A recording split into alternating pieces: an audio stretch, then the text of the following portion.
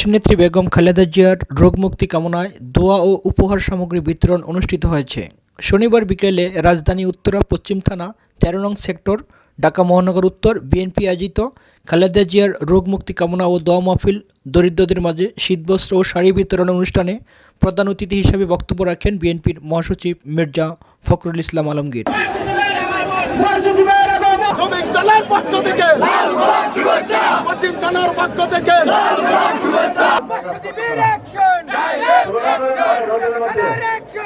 উপহার সামগ্রী বিতরণ অনুষ্ঠান হচ্ছে। কনিষ্ঠ পুত্র জনাব আরাফাত রহমান কুকুর কবরকে আপনি জান্নাতের টুকরা বানিয়ে দিন। আল্লাহ সাবেক প্রধানমন্ত্রী আল্লাহ বিএনপির চেয়ারপারসন বেগম সামগ্রী ত্রাণ সামগ্রী বিতরণ করা হচ্ছে। আল্লাহ তাদের সকলের আল্লাহ সহযোগিতাকে আপনি কবুল করে নিন, আপনি বরকত দান করুন। ঢাকা মহানগর উত্তর বিএনপির যুগ্ম আহ্বায়ক আফাজউদ্দিনের সার্বিক সহযোগিতা ও সভাপতিত্বে বিশেষ অতিথি হিসেবে উপস্থিত ছিলেন ঢাকা মহানগর উত্তর বিএনপির আহ্বায়ক আমিনুল হক, সদস্য সচিব মোস্তফা জামান।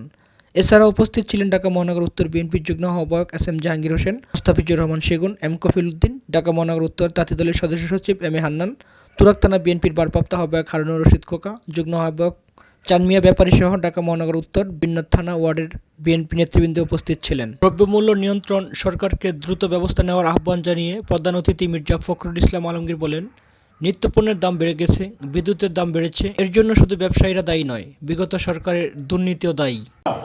তাদের যে দুর্নীতি, তার কারণে আজকে এই সমস্ত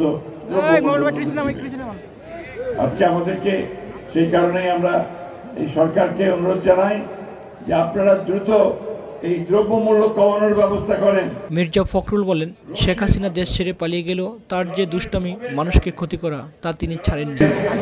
এই কিছুদিন আগে সে বলেছে যে হাসিনা দেশ ছেড়ে পালায়, বলছিল না? আজকে সে পালিয়ে গেছে, পালিয়ে যাওয়ার পরেও কিন্তু তার যে দুষ্টামি, যে মানুষের ক্ষতি করার যে অভ্যাস, সেটা যায় নাই। অন্তর্বর্তী সরকারকে নিরপেক্ষ থাকার অনুরোধ জানিয়ে মির্জা ফখরুল বলেন, ডক্টর ইউনূস সরকারকে নির্বাচন দিতে হবে, যেন জনগণ তার অধিকার ফিরে পেতে পারে। নির্বাচন হতে হবে নিরপেক্ষ সরকারের অধীনে। সম্পূর্ণ নিরপেক্ষ থাকবেন। নির্বাচন অবশ্যই দেশে হবে, এই নির্বাচনটি হতে হবে সব সময় নিরপেক্ষ সরকারের অধীনে।